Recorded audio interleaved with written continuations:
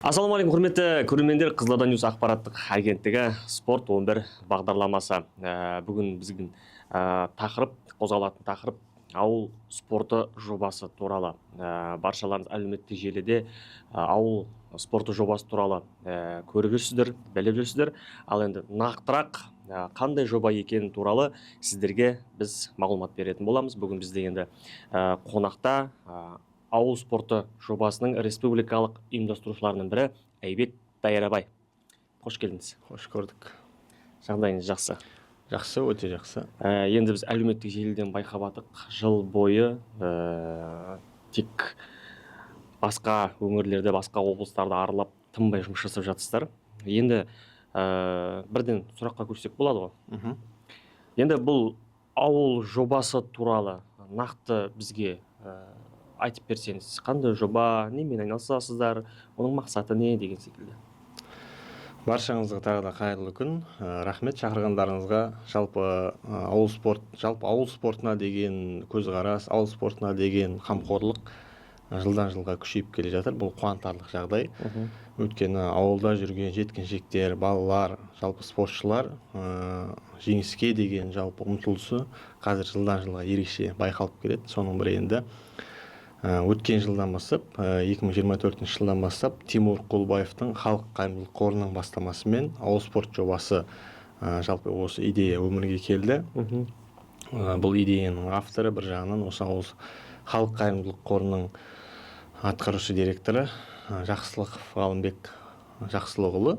Сол кісінің идеясымен осы ауыл спорт жобасы пайда болды. Яғни ауыл спорт жобасында бұл жерде 6 спорт түрі бойынша басталды. Ең бірінші. Ол жерде бокс, еркін күрес, карате, шахмат, баскетбол, волейбол. Неге осы спорт түрлері бойынша негізі тек ауыл балалары арасында 6 спорт түрі бойынша бастау алды. Өңірлерде өткізілді ең бірінші. Ол жерге бұл жалпы жобаның бір ерекшелігі. Ол жерде спорт интернеттің балалары қатыспайды. Мысалға, Қызылорда облысы болса, Қызылорда облысының Жеті ауданы. Мысалы, Жеті ауданының әр ауылдан спортшы балалар қатысады. Ол жерде жас ерекшеліктері бар. Мектеп оқушылары ол жерде. Мысалға, шахматта 10 жас ұл мен қыз, 14 жас ұл мен қыз деген сияқты осылай мінекей әр спорт түрлерінде сондай нақты жылдары олардың жастары бекітілген. Сол бойынша мысалға былтырда 2024 жылы бастап алды бұл жоба. Ол кездегі жобаның бір ерекшелігі барлық өңірлер ең алғаш танысты бұл жобаның қалай екені. Енді бұл жеке қордың есебінен өткізіп жатқан, ұйымдастырылып жатқан жоба болғаннан кейін барлық шығын, барлық жұмсалатын шығындар, ол жердегі сыйлықтар қордың атынан берілді. Бір жағынан қуантарлығы, шынымен де ерекше қуанды ауыл балалары. Өйткені басына ол жерде сыйлық берілді, мысалы орын алғандарға диплом берілді деген сияқты. Одан кейін әр өңірлердегі ауылдың балалары қатысып, мысалға сол жерде орын алды ма, мысалы 6 салмақ бойынша, бокстан, еркін күрестен 6 салмақ бойынша балалар қатысады. 6 салмақтың жеңімпаздары республикалық кезеңге жолдама алады. Соның нәтижесінде мысалға былтыр 17-15 облыстың балалары қатысты, дайын болды.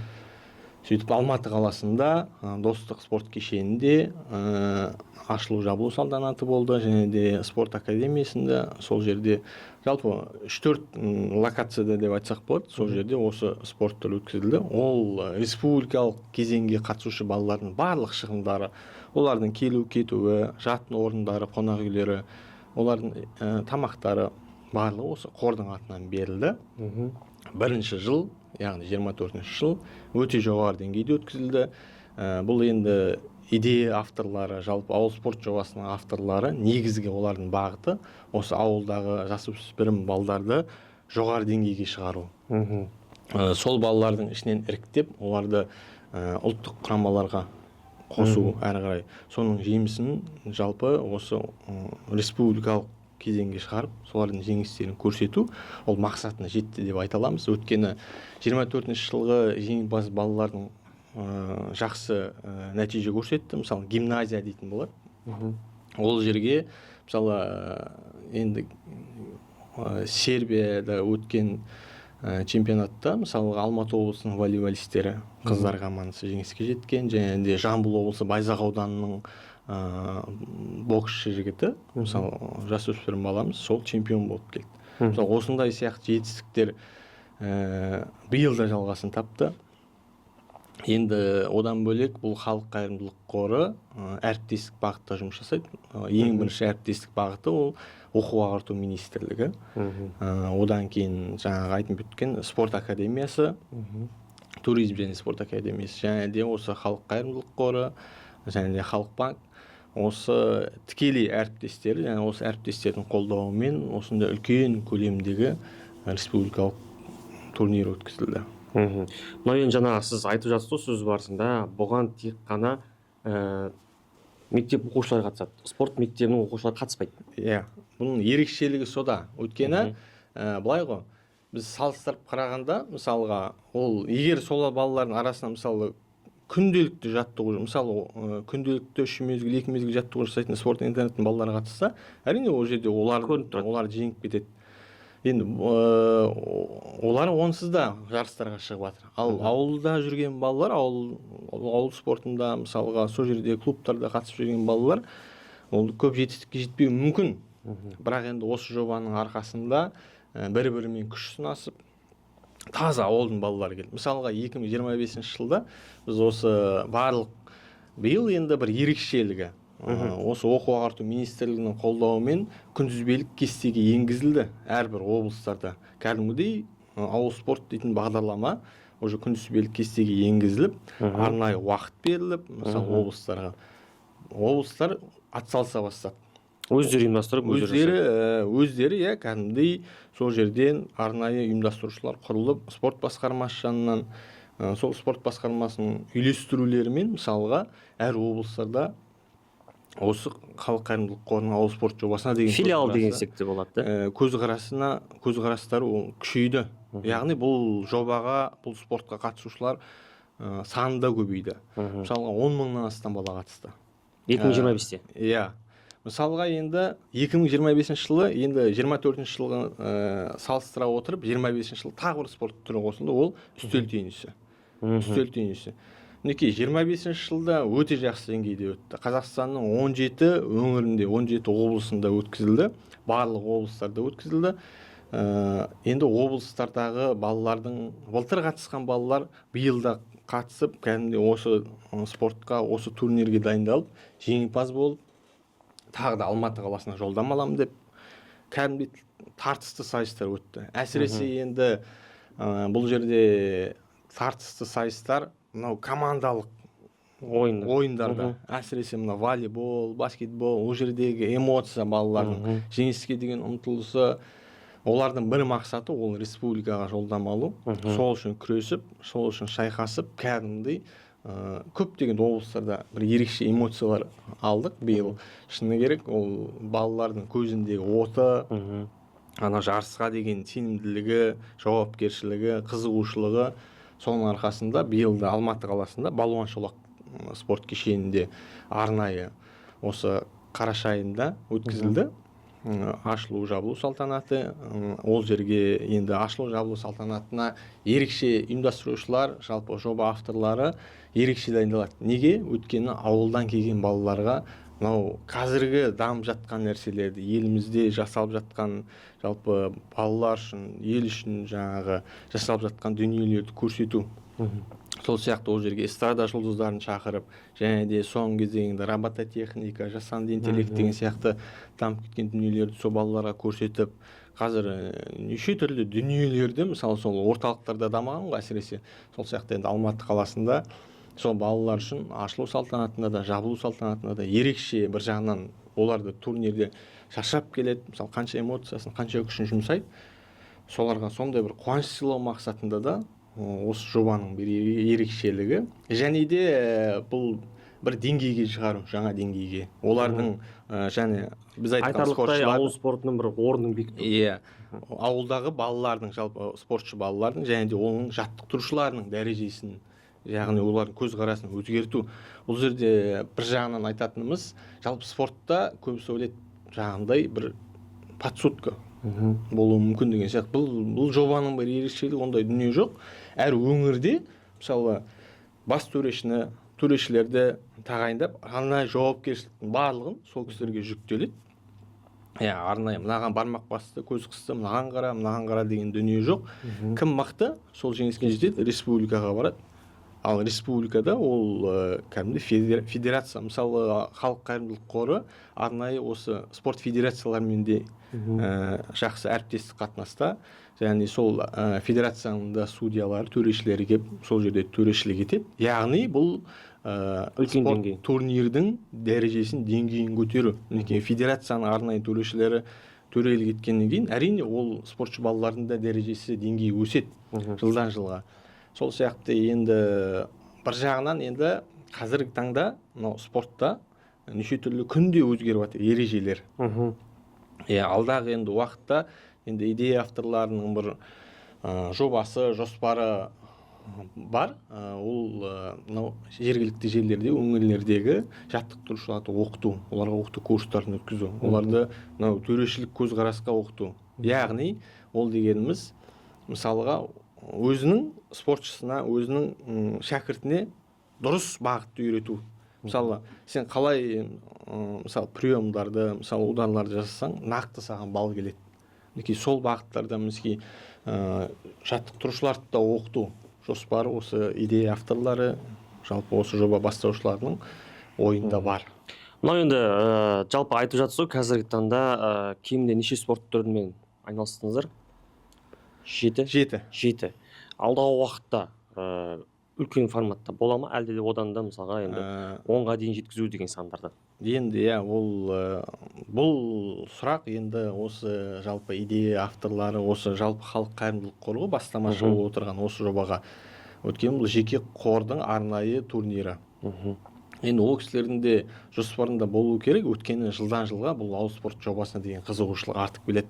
Қазіргі таңда байқасаңыздар, әлеуметтік желіде де былай салыстырып қарағанда ауыл спорт жобасы кеңінен танылып келе жатыр. Соған қарағанда енді биылғы өңірлердегі қатысушы спортшылардың санына қарағанда бұл әлде де күшейеді деген болашағы бар деген ойдамыз. Және де осы жобаны қолдаушылар бұны алдыға тағы да өздеріне сұрақ қойып, бұны көтеруі мүмкін. Әлде де саны көбеюі мүмкін. Тағы да басқа спорт түрлеріне қосылуы мүмкін. Неге футболды қоспасқа деген секілді? Дұрыс айтасыз. Осы жерде бір тағы да айта көрейік. Футбол дедіңіз. Ауыл футбол дейтін арнайы халық қайырымдылық қорының жобасы бар. Бұл жоба бар. Арнайы ауыл футбол дейтін жоба бар.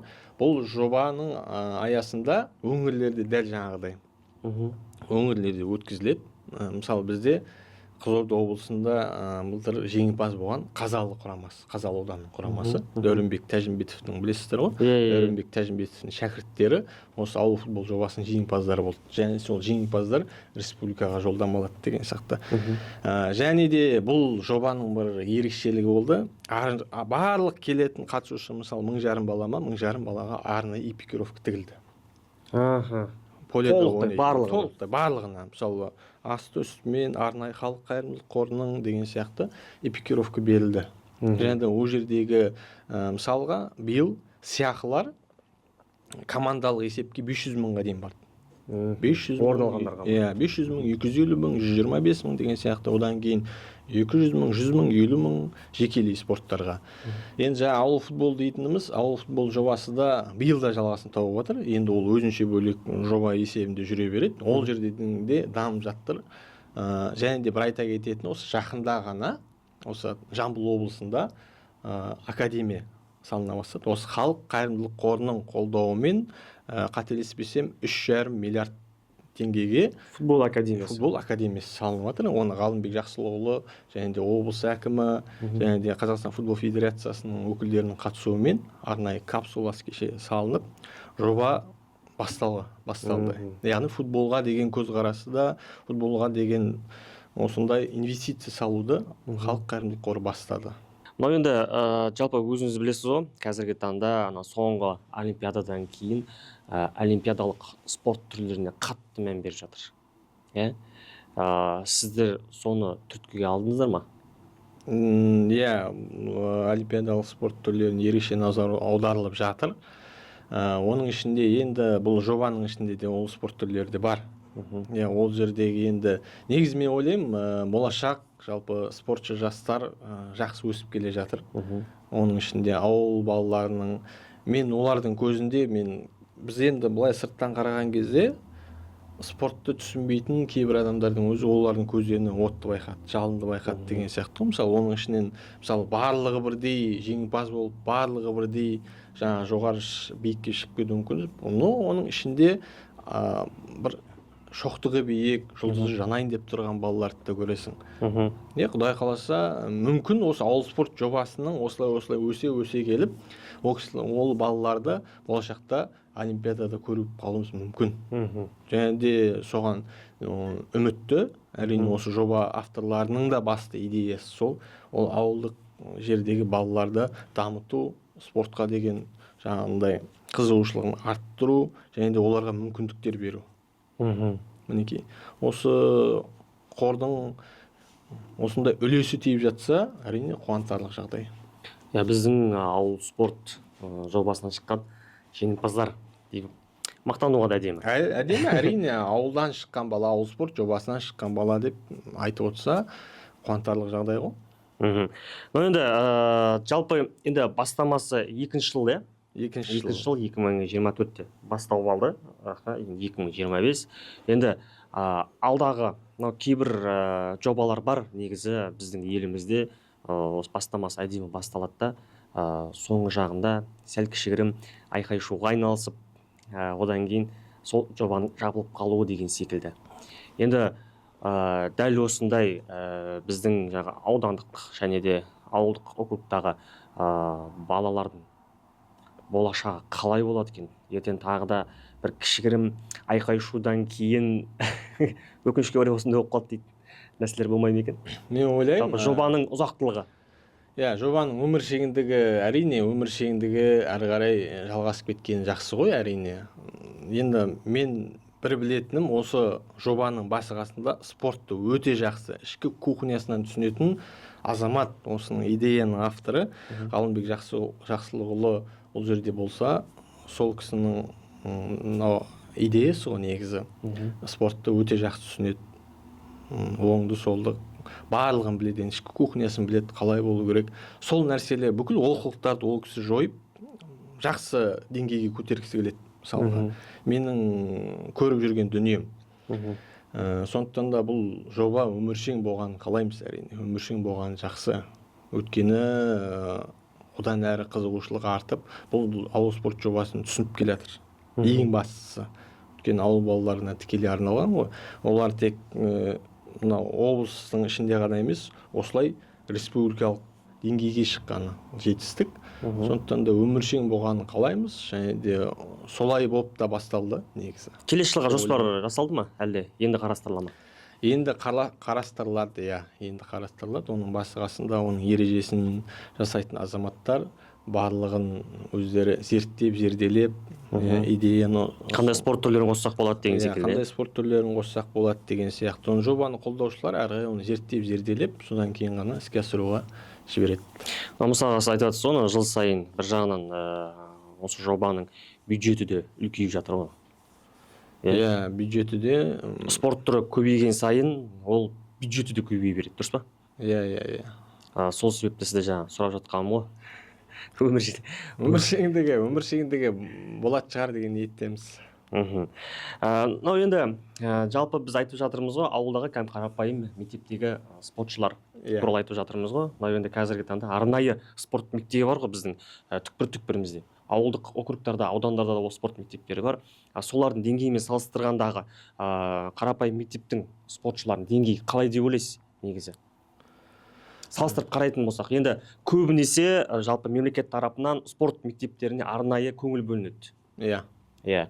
Енді қазіргі таңдағы сіздер енді ауылдағы қарапайым мектептегі спортшыларға көңіл бөліп жатсыздар. Енді екеуінің деңгейімен салыстырып қарағанда айырмашылығы туралы айта аласыз ба? Айырмашылығы жер мен көкте әрине.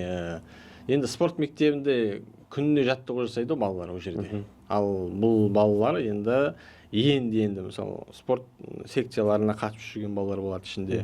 Енді бірақ деңгейі осындай турнирлерге қатысып одан қарай күшейіп жатыр. Өйткені ол мысалға ауылдың ішінде, облыстың ішінде ол бір-бірін қарсыластар көруі мүмкін. Мысалы бір-бірінің қыр-сырын біліп. Ал енді ол республикаға шыққаннан кейін оның мүлдем бөлек болу керек ойлау қабілеті. Мен ойлаймын, жылдан жылға ол балалардың да, спортшылардың да деңгейі өсіп келе жатыр. Өйткені оның алдынан да мен айтқандай ғой, мысалы 17 облыстың кіл мықтылары келіп тұр. Сен мен мықтымын десең, ар жақтан 16 облыстың мықтысы келіп тұр. Солармен сен өзара күшіңді сынасып, сен мықты екеніңді дәлелдеп шығуың керек. Олар үшін де тағы да бір өсу болды. Сондықтан да айырмашылық бар. Bir жағынан енді бұл жобаның мынау несіне балаларға деген жағдай жасауы, ол бұл уақытқа дейін болмаған шығар деп ойлаймын. Мен қарапайым айтайын, енді ол жерде мысалға ынталандыру ғой енді балаларды. Арнайы медаль беріледі. Медальдардың енді деңгейін, качествосын көрсеңіздер, өздеріңіз айтасыздар. Одан кейін ол балаларға сертификат беріледі. Мысалы, қай жаққа? Қаржылай сертификат беріледі. Мысалы, оларға. Ал бір ерекшелігі, ол сертификаттағы сумманы тікелей баланың ата-анасының шотына аударылады. Бұрынғыдай тренерге бөліп беріп, ондай жоқ. Тікелей мысалы ата-анасының шотына аударып береді. Ары қарай өздері біледі дейсіз. Иә, ары қарай өздері біледі деген сияқты ғой. Bir жағынан енді мен тағы да бір қарапайым дүниені, мынау бұл жобаның маңыздылығына ерекше тоқталғандығы, бұның деңгейін көтеруге. Мына дипломға жазылатын сіздің аты жөніңіз болды, мысалы Қуаныш Мұстафаев деген. Соны сіз ручкамен жаздырмайсыз. Ол жерге кәдімгідей компьютермен басып, оны арнайы рамкеге салып, сөйтіп табыстап. Бұның яғни бұл жобаның дәрежесі, бұл турнирдің дәрежесі, сондай деңгейдегі. Мен мынаны қағазбен жазып бере салайын, бүйте салайын деген дүние жоқ. Барлығына кәдімгідей кәсіби тұрғыда қараған. Сондықтан да бұл турнирдің бір ерекшелігі, ол кәсіби тұрғыда қарау. Марапаттың өзіне, балаларға деген. Ол ынталандыру, ол балалар үшін ең бір жақсы дүние. Және де дәл өздеріңіз айтып жатқан жаңағы грамотаның өзіне компьютермен басып шығарғанның өзі, ол балаларға бұл жобаның үлкендігін көрсетеді. Әрине, ол андай деңгейге көтерілдім деген. Ол жерде бір жағынан енді біз астындағы жаңағы неге қараймыз ғой, қай жақтан берілді деген сияқты арнайы меморандумға отырады. Мысалы, Халық қайырымдылық қоры спорт басқармасы мен өңірлердің дипломдар, мысалға арнайы спорт басқармасы, биыл спорт басқармасы, білім басқармасы және де Халық қайырымдылық қоры. Мінекей. Осы кісілердің осындай дипломы арнайы. Енді үлкен дәреже облыстық деңгейде. Мынау енді осы кезде біздің көрермендерге қызықты деп ойлаймын бұл сұрақ. Жалпы сіздер ең алдымен мектепке ұсыныс жасайсыздар, Сосын мектеп сіздерге ұсына ма балаларды, әлде тікелей балдарды өздеріңіз іздейсіздер ма? Жоқ, бұл жерде жалпы облыстық спорт басқармасы. Арнайы жоба басталар кезде арнайы облыс әкімшіліктеріне жолығып, қордың өкілдері осындай жоба бастап алады, осындай турнир өткізіледі, осындай балалар қатысу керек, тек осы ауыл балалары. Ол жерде қаланың балалары қатыстырылмайды, және де спорт интернеттің балалары қатыстырылмайды, тек ауыл балалары арасында турнир деген осындай арнайы ереже бекітіледі. Сол жергілікті басқармалармен. Сонан кейін ғана ол басқармалар арнайы өздерінің балаларын дайындап сөйтіп шығарады. Бұл жерде нақты сіздер сенімсіздер ме олар қарапайым мектептен шығып жатқанына? Әрине, өткені әрқайсысының құжаты тексеріледі. Мандаттық комиссия болады. Мандаттық комиссияда кімнің құжаты сай келеді ережеге, сол балалар қатысады. Ал ережеге сәйкес келмейтін құжаттар балалар жарыстан шеттетіледі. Ол жағына әрине міндетті түрде мандаттық комиссияда қаралады бір күн бұрын. мынау енді айбек мырза жақсы сұхбат болып жатыр. Енді келесі сұрақ, жалпы енді мысалға қазіргі таңда сіздер республикамен аяқтап тұрсыздар ғой негізі Иә. жобаны, иә, республиканың жеңімпаздарын анықтау. Енді ары қарай республиканың жеңімпаздарын арнайы бір спорт мектебіне, болмаса оның шеберлігіне тәнті болып осындай бір академияға жіберу деген сияқты нұсқалар бар ма сіздерде? Өте жақсы сұрақ. Әрине, әрбір жарыстың қорытындысы, жалпы турнирдің, жобаның қорытындысы осындай биік шыңдарға жету. Мен ойлаймын, осы жоба авторлары ол ұсыныстарды да қарастырып жатқан секілді. Енді алдағы уақытта ондай да жақсы дүниелерді ауыл балалары үшін жасайды деген ойдамын. Мынау енді жалпы бұл жобаның басты мақсаты ауыл спортын дамыту, және де ол жақтан жақсы спортшыларды шығару, және де ары қарай олардың шыңдау. Шыңдау. Иә, олар енді деңгейін көтеру. ауылдық спортта ғана қала беретін болсақ, олардың шыңдалуы екіталай деген секілді. Сол себепті арнайы бір орындарға жіберу, спорт мектептеріне жіберу деген сияқты бір жақсы бір Жақсы ұсыныс, жақсы дүние жалпы. жақсы бір жаттықтырушының қолына беру деген секілді. Сол кезде бұл жобаның жұмысы одан сайын шыңдалады деген ойдамын негізі. Әрине, жақсы ұсыныс жоба авторларына деген. Айбек мырза, бағдарламамызды қорытындылайық. Көптеген мағлұматтар айтылды. Егерде осы жобаға қатыса алмай қалған ауылдағы біздің жасөспірім спортшыларымызға үндеу болатын болса, мархабат, камера сізге жасап тұр. Құрметті ауыл спорт турнирінде қатысушы және де қатысуды жоспарлап жүрген жас спортшылар, сіздерге ауыл спорт жобасына сіздерді қатысуға шақырамыз. Әрине, ауыл спорты бұл халық спорты, сондықтан да ауыл спорты дами берсін. Ауыл спорты бұл халық спорты. Әдемі айтылған сөз. Айбек мырза, келгеніңізге үлкен рахмет. Көптеген мағлұмат алдық. Осы уақытқа дейін жалпы әлеуметтік желіде бақылап келдік. Енді барлық инсайттар шолып жатқаннан кейін біз де арнайы сіздерді қонақ шақырып жатырмыз. Алтын уақытыңызды бөліп келгеніңізге рахмет. Алдағы уақытта жобаға үлкен сәттілік және ұзағырақ болса. Рахмет сіздерге де ақпараттандыруға бір жағынан атсалысып жатқандарыңыз үшін рахмет. Ауыл спортына деген жанашырлықтарыңыз үшін шынайы алғысымызды білдіреміз. Олай болса, қуаныштымыз. Рахмет.